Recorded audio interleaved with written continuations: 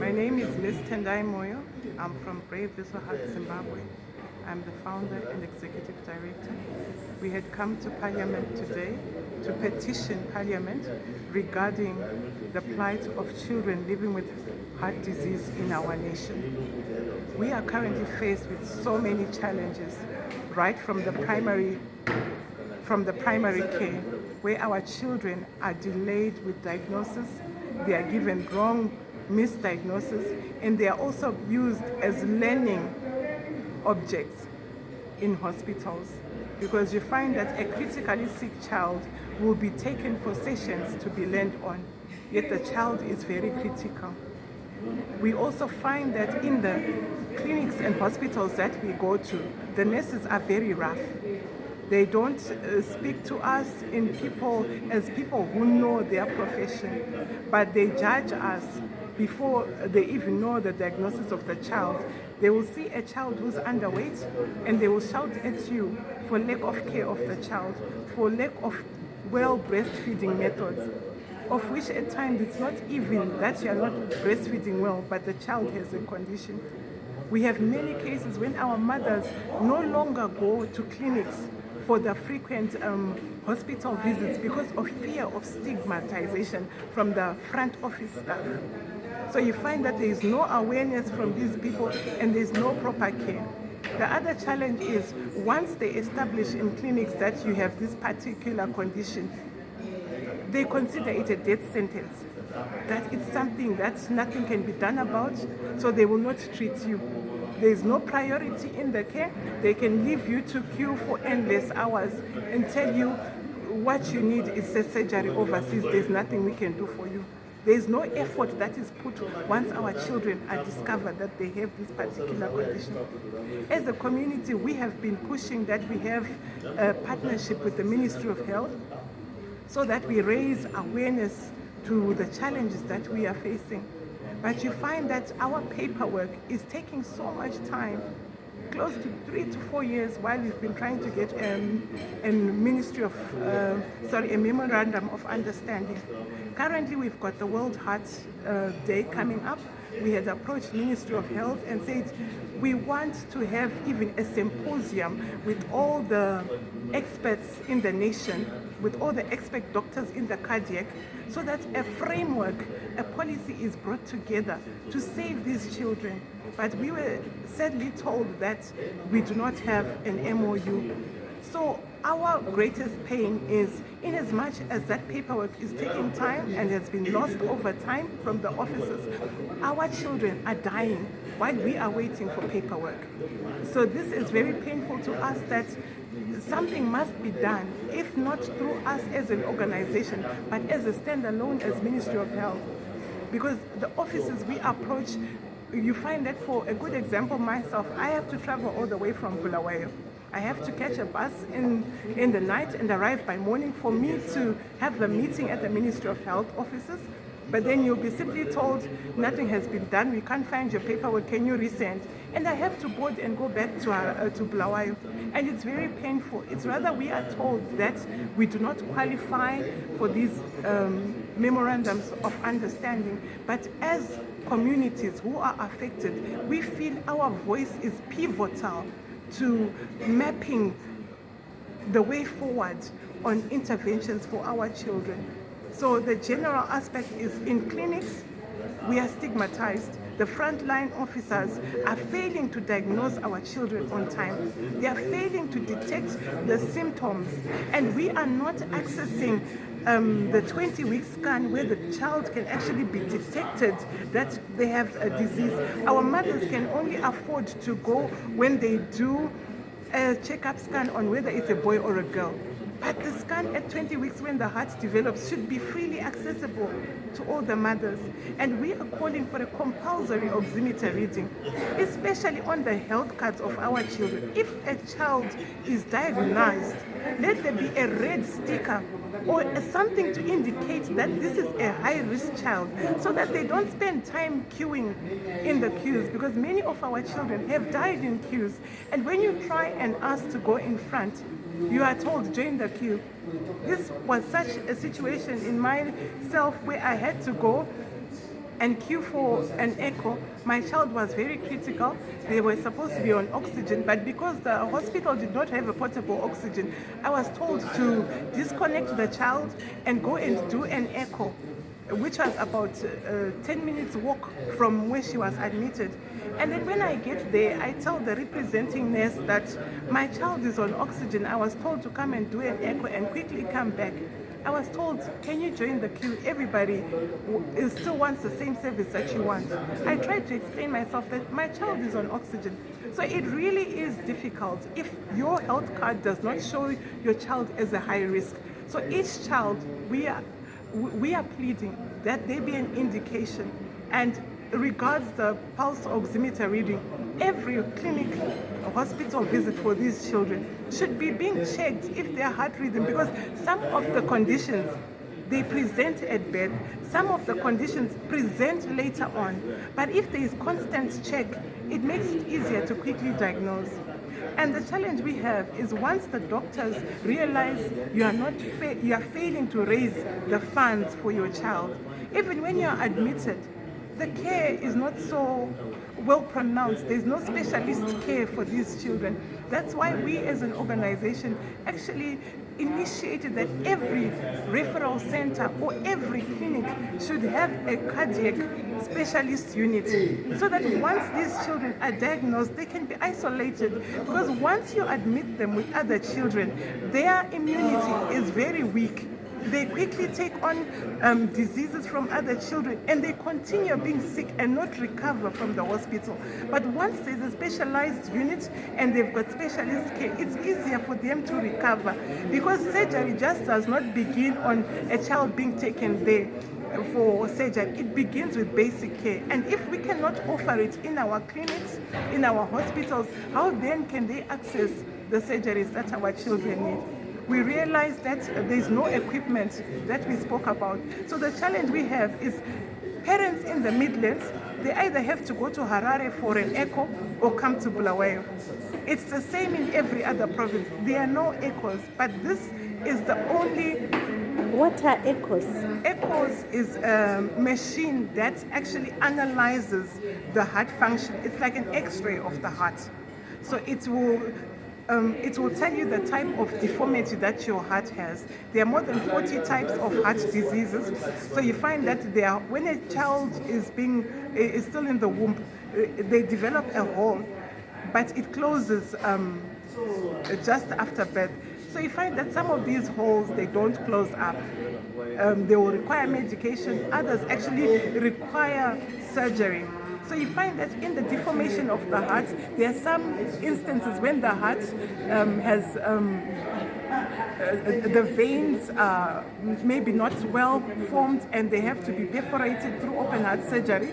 Some don't actually need open heart surgery, they just need catheterization, of which here in our nation we don't have any catheterization lab, of which if we had that, some of the cases that are being sent overseas can actually be treated here in our nation. That's why we are on a drive that our Ministry of Health in partnership with government should equip our clinics, should equip our hospitals, should introduce early diagnosis, because if we do early diagnosis without any means of treatment, it defeats the whole purpose. We are still sentencing these kids to death. So it is our plight that even the frontline workers, they treat our children with care. They treat us and even comfort us, because being constantly hospitalized in a hospital environment is very traumatizing. At the same time, you'll be being given abuse and being wrong that you're not caring for your child. And do you think your organization is looking at is well recognized as any other organization that deals with the world meters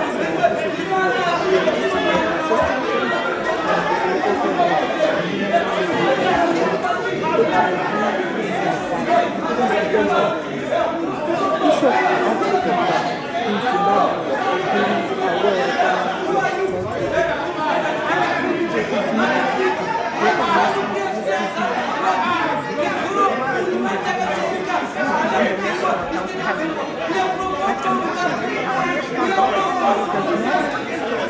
Heart disease and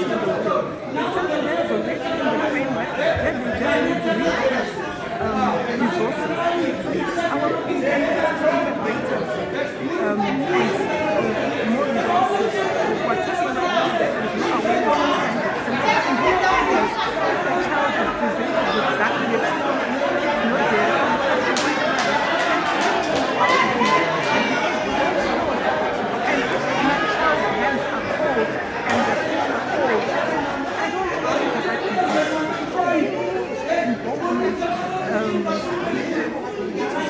disease. We need mass screening for the population. So would you think the issue here is about the health system? Is it to do with the lack of resources, or is it to do with bureaucracy in the ministry, or maybe coordination among the workers themselves?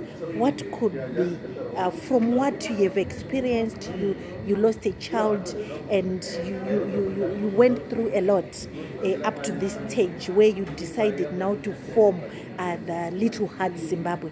What would you say is the greatest challenge Zimbabwe is facing in terms of the health delivery system?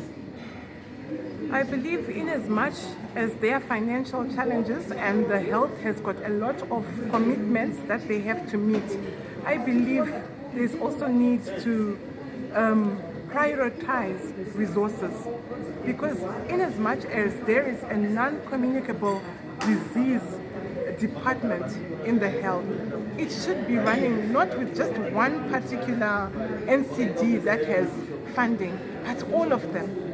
So for us, the major challenge we have faced, as I have mentioned, that our paperwork has taken close to more than 3 years, is the bureaucracy.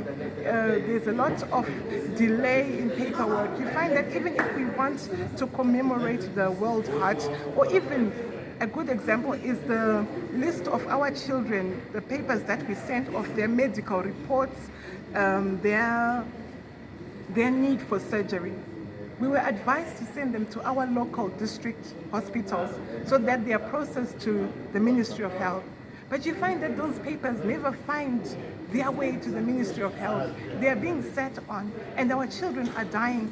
Once you go direct to the Ministry of Health, they will tell you to go through the district channels. So parents spend time going round and round and being referred from office to office at the detriment of the children. Right now we have social welfare. We understand there is a fund for children who have this particular disease. But once you go to other offices in districts, they'll tell you there is no such funds. They are only funding for local ailments. So it's difficult as a parent that if you don't have the evidence that they have once funded someone overseas, you will just go back. So the information that is being cascaded to parents is not enough. There's not adequate information, and once you go to these offices, it's taking too long. As we are speaking right now, children that we submitted in December, their paperwork has not yet been processed. Some of them have actually died while we're waiting, and right now we are midway across the year and papers haven't been processed. So we are asking that paperwork regarding critical children be a priority. We don't need to go through many offices. We don't need to explain ourselves. The medical report itself should be enough. But you find that even us parents to access that typed medical report in hospitals is a big challenge. The doctors will tell you use that handwritten book. But once you're trying to refer a child overseas, that handwritten book won't work because the doctors overseas cannot read it. So there's a lot of challenge in us actually accessing our medical reports. But these are our rights. So there are so many challenges that we hope through this interaction with Parliament will actually ease the burden of children living with heart diseases in our nation. You find that we have voluntary doctors who want to come to our nation to actually execute surgeries and exchange programs, but they take a lot of time vetting these people.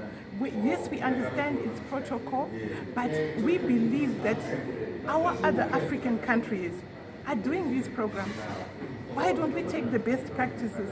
While we are still looking for local sustainable solutions in our nation, children can be taken to South Africa. It's our neighbor, they are doing it. So why should we as parents have to go through the back door to South Africa? Why do we have to pretend we stay in South Africa for our children to live? Yet it's something that can be arranged from government to government. There are more than 4 centers in Africa that are doing open heart surgery. And we've got agreements in Africa that can actually save our children. So what we are asking for is not something that is not doable. It's just a matter of redirecting resources, rechanneling ideas, and sitting down together as we had asked for a symposium, a conference, so that we discuss the voice of our patients and our researchers with the experts, and the framework can be quickly gotten for our children. Thank you so much, Mrs. Moyo. You've been talking to newzimbabwe.com. Have a great day. Thank you so much.